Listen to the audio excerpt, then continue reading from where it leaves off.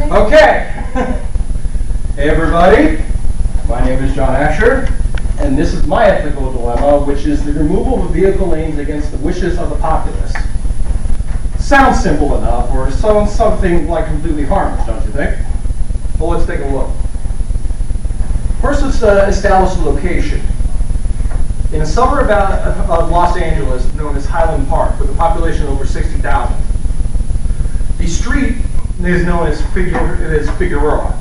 The plan is that the idea is that the city council wants to install bike lanes onto Figueroa. But the problem is they have to remove a vehicle lane in order to put the bike lane there. However, the public doesn't want this bike lane installed, and the council wants to force it and has done some questionable actions, which I'll go into before I actually explain why this is important. And particularly, there are 4 actions that the city council has performed. All of these have been confirmed by the populace, and I had got the chance to speak to some of them. The council falsified research of the potential impact. They've lied about speaking to emergency personnel like fire department, police, ambulances, etc. The mayor denounces public voting altogether, which we'll get to that when that comes up. As well as council has also withheld information about meetings for this particular project or even making place from the general public. Because the public doesn't want this done, but the council does. See, there's a problem here. Let's start with their first questionable action, which is they falsified research. First things first that they had to do was actually record traffic on Figueroa as well as at another intersection, which I have it written down here. Figueroa and York is the intersection that they tested on. To do this properly, though, it has to be done on a business day, no holidays or weekends, must be recorded over the course of an entire day, and cannot be done on a street with a section or blocked off area due to construction. You want to get an accurate representation of the amount of traffic that goes up and down that street. However, the traffic research conducted by the council was recorded on October 12th, which is Columbus Day, which is a holiday that violates that first segment right there. The intersection that they were at was also under construction for the past year, and one person only recorded traffic from the hours of 7 to 10 a.m. and then again from 4 to 6. So they're recording traffic on an area that's not seeing much traffic on a day that is not a work day. You're not getting an accurate representation there. Lying to emergency personnel. This is one of the things I have a major beef with. Council has claimed they have spoken with local law enforcement about the impact of installing these bike lanes and removing the vehicle lanes and what would happen. They say, according to the police, the removal of these vehicle lanes will have no effects on emergency response times. Law enforcement, on the other hand, said, hey, no one said anything to us, and I think words good. And the major problem here is that this would severely reduce or severely hamper our response times because they're reducing traffic from a heavily trafficked street from 2 lanes to 1. And you're adding time to upwards of up to maybe 2 or 3 extra minutes just to get to an accident or something like that. Personnel also stated that response time would be severely affected due to the traffic caused by the lane removal, which I just stated, and that the police were ordered also by the council, and this was confirmed, to not cite bike riders that violate local safety laws, like if they're not wearing a helmet or they don't have reflectors or anything like that. They're being ordered by the city council. You don't get to issue these guys tickets. And I got to tab out for this, because this is where I have this video. And I can't believe this actually happened. This is from my next party. And this is actually from one of the meetings in the town.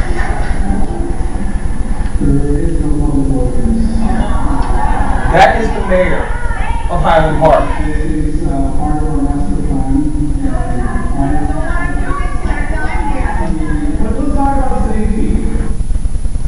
Basically, what he just told the public, they have no right to vote on the public street or on the public projects. He just said, I don't care if this is a public forum, you don't get a say in the matter. And as elected officials, you just can't do that. You have to be held up with the same level of laws and rules and regulations that the normal person comes with. And he's just completely disregarding all sorts of rules and regulations right there.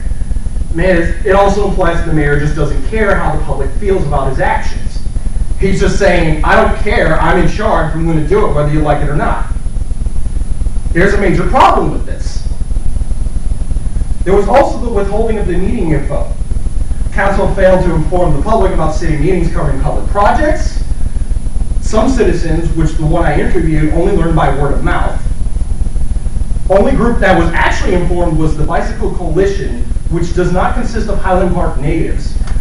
And they also said coalition, when provided with safer alternatives by the local populace, would insult and boo the said populace when they're given a safer alternative to what they wanted to do in their plan.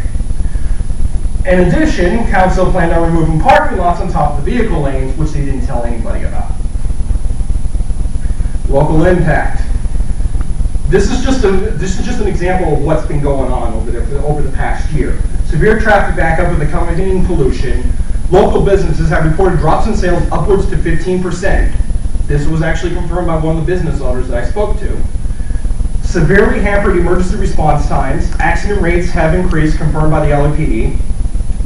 As well as there was also a fatality earlier this year, which many people believe could have been prevented if these lights weren't there in the first place, hampering emergency response times. Okay, why is this important for organizational leaders to know? If an organization were to behave the same way, ignore its customers, and commit to the same actions, what would you think would happen? They've done illegal actions, they lose public trust, they lose their customers, and the leader's character is also brought into question, usually the organizational leader or the CEO. There's also some obstacles that we have to deal with if we were to overcome this ethical dilemma. The first is the fact that the council has faked their research and lied about speaking with emergency personnel. The second is the disregard of public interest in ignoring the people they serve. And the third is the existence of the Bicycle Coalition, which does not consist of members who are remotely live near Highland Park to begin with. They're an irrelevant party right at this point. In order to deal with this, to deal with the falsified research and lies from the council, I have these following suggestions. First off, since their prior research cannot be trusted because they faked some of the aspects and disregarded some of the regulations set before them, throw it out altogether. Conduct the research again. And if they still can't be trusted to follow the regulations, have a neutral third party, if you will, observe this to make sure that no funny business is going on. And also, obviously, you must speak with the emergency personnel if you're planning on doing a project of this magnitude. They can have such severe repercussions. To deal with disregard of public interest, obviously the mayor and the council are ignoring public input, the people that they serve. This resembles more like a monarchy than a democracy, obviously.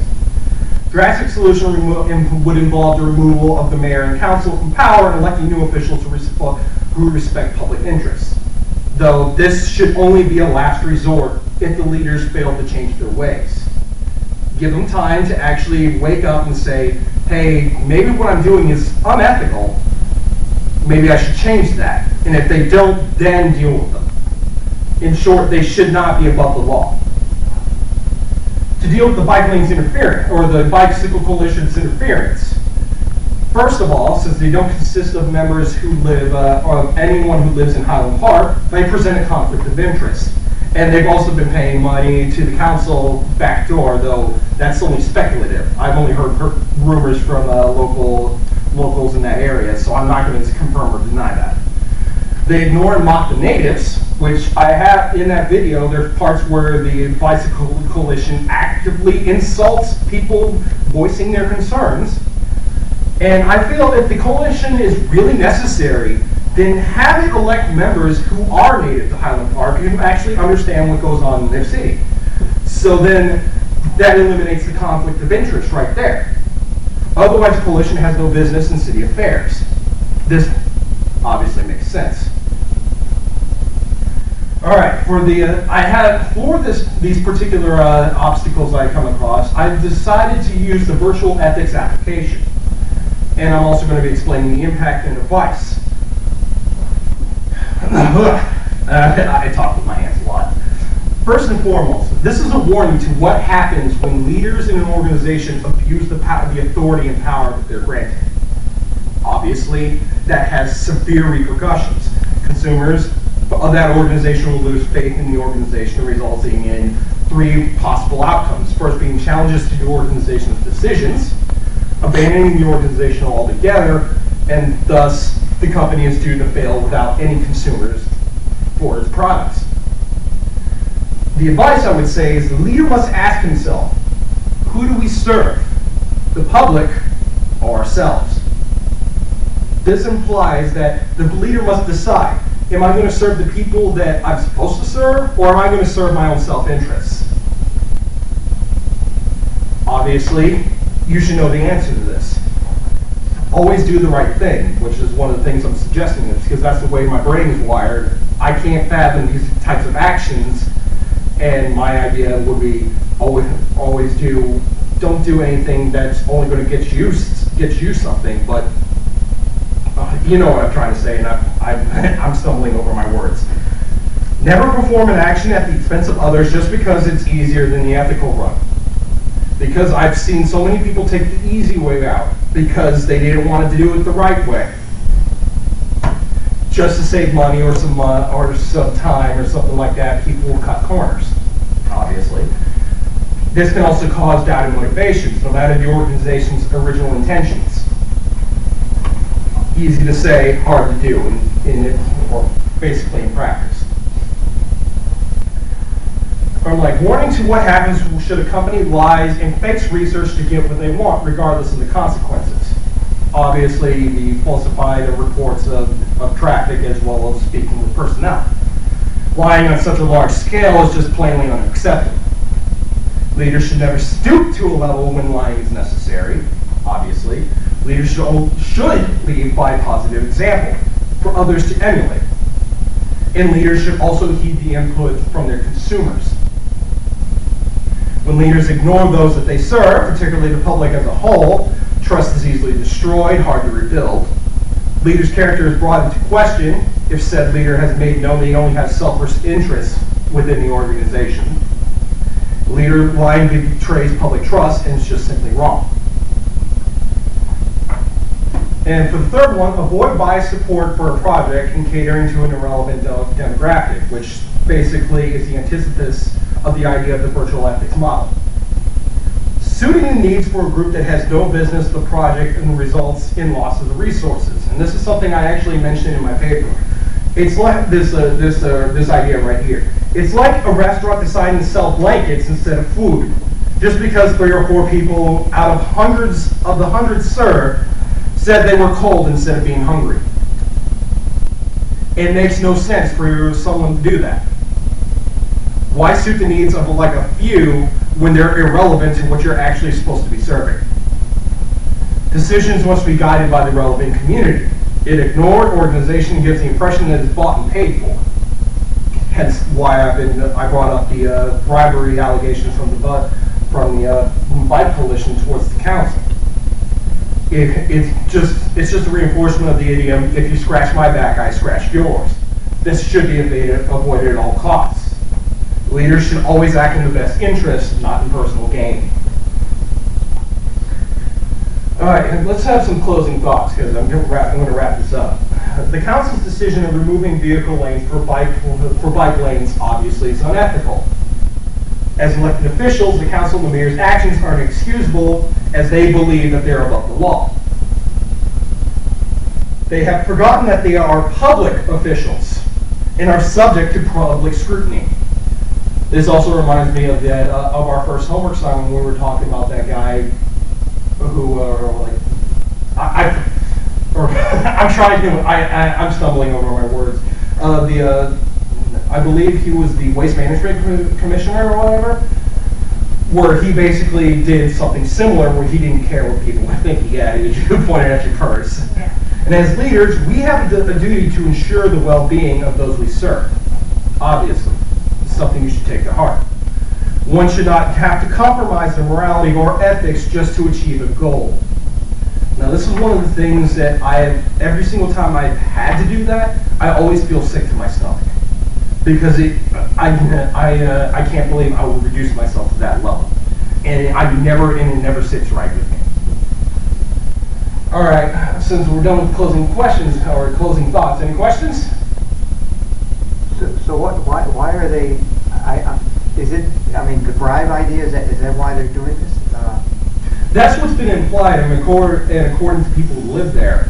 Though I don't see the numbers or like I haven't seen official documents or anything like that, so that's why I'm not confirming or denying. I'm just mentioning it because that's what everyone assumes or everyone thinks is going on. Because there's a lot of circumstantial evidence for that, but there's nothing concrete to prove this. So the fact that the coalition is there and they do not consist of any members who live in that area obviously implies something funny is going on here. So what does the mayor say in terms of why this is being done? What is his rationale? I showed you the clip. Everyone quotes that line. This is my master plan. He's doing it because he wants to. Or like he's doing it because there's something in it for him. There's been a lot of allegations as well as other unethical actions that Jose Cuellar has been guilty of, though I did not cover it in this presentation because that's beyond the scope of this particular ethical dilemma. But suffice to say, he has done some dirty things. We kind of have two ethical dilemmas here. One being that he's doing it for whatever the implied allegations are, and two, that the way he's giving it out to the community is you're just taking it and that's it. So you kind of got two here almost. Because yeah, but they're intertwined. Yeah, no, right. I'm just saying you kind of got two though. Yeah, it makes sense when you Right. think about it. Anyone else want to add anything? I'm just curious. What does the class think about bike lanes versus, especially in this case when you're reducing I a? hate him because I gotta watch him hit somebody. I mentioned that I mentioned this in my interview with one of the owners, who is by the name of John Neese, who owns Galco Soda Pop Stop, which is a soda pop shop that's on Figueroa, and he's the one that told me that because they added these lanes, he's lost at least 15% of his profits, and that was the only change that was made in that month. Everything else was constant. But yeah, he mentioned this, and he even pointed out that people had tried to point out safer alternatives than removing vehicle lanes. And I pointed out I said to him about the bike lanes I see up here, where there's the road, there's sidewalk, there's grass, and then there's a bike lane. Yeah. And he said, they actually have it that way up here, because that's not what it's like where he lives. And he was actually shocked when I told him that. Fran Lynn has that. Do it on Fran Lynn in Munster. Mm-hmm. Oh yeah. It has the bike lane on the side. Uh-huh. But if you go through other parts, there's the bike trail. So you're nowhere even anywhere near the traffic. Mm-hmm. Yeah. And I'm also going to be bringing up this video right here. This is the interview that I did with John Neese, who I cited within my actual ethics paper. I'll write down the actual URL on the blackboard if you guys want to change it or check it later, or better yet, I can probably just email it to everyone in the class. That would be better. That would be better, so that way you actually have the correct URL. But yes, I'm letting you know, this is about over an hour long, and there's a lot of stuff that gets covered that, a lot of it I did not mention in my paper because Mr. Neese will go on tangents or anything like that, explaining about all the stuff he has to deal with in Highland Park just because of the actions of the council. And I would let him talk because it's all relevant information, though not particularly to my paper, it still needs to be said. Any other questions for John or comments? Any other feelings about bike lanes in general? What do you think about If you it? go downtown Chicago and there's a street and the lane, and they're just trying to compete for space. I know it scares the hell out of me Yeah. sometimes, and it's that busy of a traffic pattern. And you don't know where they're Yeah. going, and they change direction in Like an instant. apparently, there's a major quote, which I'm gonna actually have to bring this up because you mentioned that. I gotta actually open it up from my paper.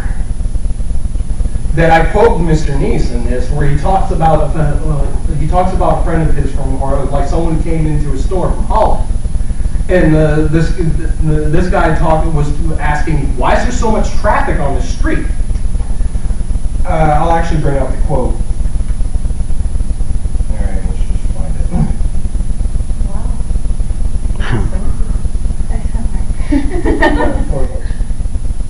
I don't know, this kind of looks like soup. Right. I know. All right, I'm trying to bring it. Oh no, not Holland. He's from Belgium. And here is, as I quote, I had a fellow come in from Belgium, and he's in Belgium. There's a lot of traffic, and a lot of people concentrated in a small area. And he comes in the store and he says, "Why is there all this traffic out here?" Well, I said, if you take a lane of traffic away and you only end up with one lane of traffic, it creates traffic. And he just shook his head. He knew. It's a decision that makes no sense. And yet and that's what the council did. And this is just one of his stories he told about the fallout because of it. But yeah, I think I've ran over my 10-minute time, so. Any other last minute comments or questions? They're good. Okay. All right.